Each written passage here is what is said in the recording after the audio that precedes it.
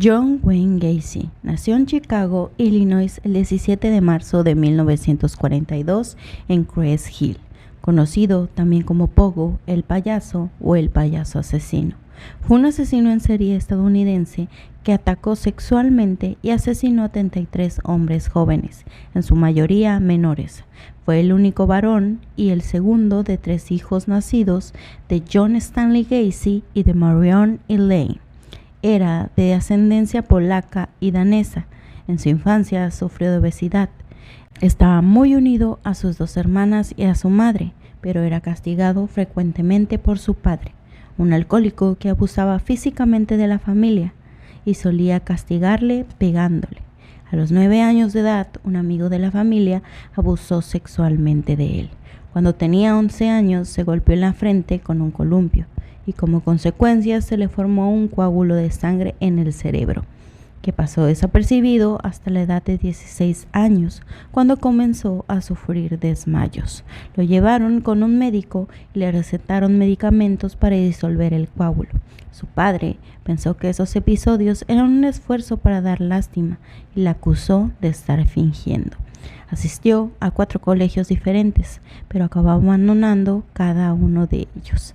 A la edad de 20 años, siguiendo el consejo de su padre, dejó su casa y se mudó a Las Vegas, Nevada, donde trabajó en una funeraria durante 3 meses. Se dice que allí fue cuando comenzó un poco sus problemas mentales, pues parecía que le gustaba mucho su trabajo con los cadáveres, especialmente cuando llegaban cadáveres de hombres jóvenes, e incluso muchas personas llegaron a afirmar que él probablemente cometió actos necrofílicos durante este trabajo, que después en varias entrevistas él desmintió.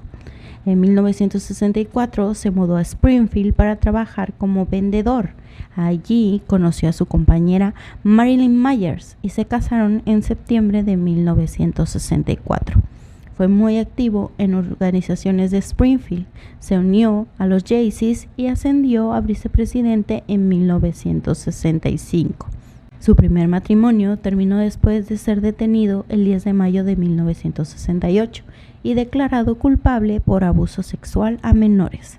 Fue sentenciado a 10 años de prisión por este crimen, pero después de 18 meses salió en libertad condicional el 18 de junio de 1970 debido a su buen comportamiento. Después de abandonar la cárcel, se mudó nuevamente a Illinois, donde ocultó su registro criminal con éxito. Regresó y allí comenzó una nueva vida completamente diferente. Compró una casa y decidió abrir una empresa de contratistas, y esta fue su manera principal para acercarse a jóvenes y tenerlos como víctimas. El 1 de junio de 1972 se casó por segunda vez con Carol Hoff, una mujer divorciada que conoció en la secundaria, amiga de una de sus hermanas. Después de casarse con ella, él quiso entrar a la vida social de la comunidad, ser aceptado por todos y hacer a la gente creer que era un buen hombre.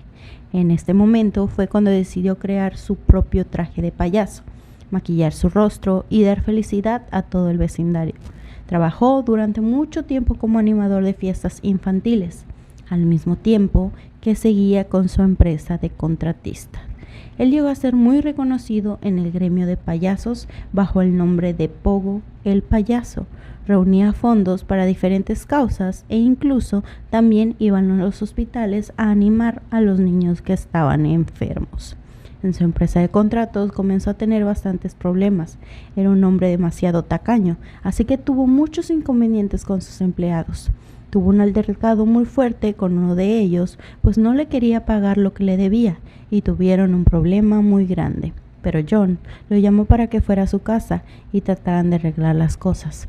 Obviamente el empleado accedió de buena fe, pero al final lo que hizo John fue violarlo y estrangularlo. Dejó de realizar estos actos y después de 3 años, en 1976, se divorció de su segunda esposa, ya que ella sospechaba que tenía una relación extramatrimonial con otros hombres. Y esto fue algo positivo para John, porque ahora sí podría llevar a las personas que quisiera a su casa sin tener problema alguno. Torturó a muchísimos jóvenes, los obligaba a hacer cosas horribles. Durante repetidas ocasiones fue denunciado por alguno de los jóvenes. Sin embargo, la policía no les creía, porque él tenía una reputación muy bien construida. Así que decían, es imposible que sea él, y nunca lo apresaron. Hubo una ocasión en la que se encontró con un hombre llamado Jeffrey. Este hombre se lo encontró en una parada. Simplemente le dijo, vamos por algo, y lo que hizo fue doparlo con cloroformo durante el recorrido en el auto. Y cuando el hombre se despertó, ya se encontraba en la casa de John, atado a la pared colgando. Lo violó repetidas veces, lo golpeó y lo dejó en un estado muy grave.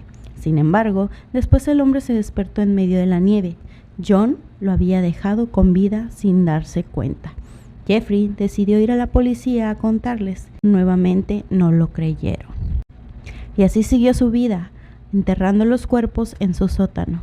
Ninguna sospecha recayó en Gacy hasta el 12 de diciembre de 1978, cuando fue investigado después de la desaparición del adolescente de 15 años, Robert Peace, a quien su compañera de trabajo le vio por última vez camino de una entrevista de trabajo con Gacy. Un registro en casa de John reveló diversos artículos relacionados con otras desapariciones.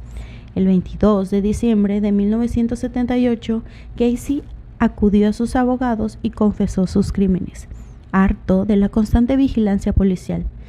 Llegó incluso a decir que eran sus escoltas e invitarlos a su casa. Declaró haber asesinado por primera vez en enero de 1972, cuando al clavar el cuchillo en el cuerpo de un joven y ver cómo la sangre brotaba de su cuerpo, sintió una sensación de excitación y esto comenzó a gustarle. También confesó haber matado a 33 individuos e indicó la ubicación de 29 de los cuerpos a la policía. Estaban enterrados en su propiedad. Llegó incluso a presentar a la policía un plano con la ubicación exacta de los cadáveres. Las otras 4 víctimas, dijo, la había arrojado al río cercano de Des Plaines.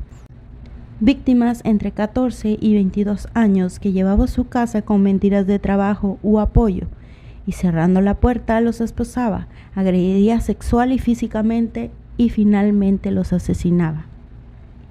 El 6 de febrero de 1980 comenzó el juicio de Gacy en Chicago. Durante el juicio se declaró inocente, alegando problemas de orden mental. Sin embargo, su testimonio fue rotundamente rechazado, ya que se le realizaron estudios dando resultados negativos. Es decir, que no tenía ni padecía de problemas mentales. Su abogado argumentó que John tenía lapsos de locura temporal en el momento de cada asesinato, pero antes y después recobrará la normalidad para atraer y disponer de las víctimas. En un momento del juicio, la defensa de Gacy intentó afirmar que los 33 asesinatos fueron muertes accidentales como parte de una asfixia erótica, pero el forense del condado de Cook demostró con evidencia que estas afirmaciones eran imposibles. Además, Gacy ya había confesado a la policía y era incapaz de suprimir tal evidencia. John Wayne Gacy fue hallado culpable el 13 de marzo y fue sentenciado a varias cadenas perpetuas y a varias penas de muerte. Fue ejecutado por inyección letal el 10 de mayo de 1994. Sus últimas palabras, que revelan su personalidad y su no arrepentimiento por sus crímenes, fueron: "Kiss my ass, nunca sabrán dónde están los otros".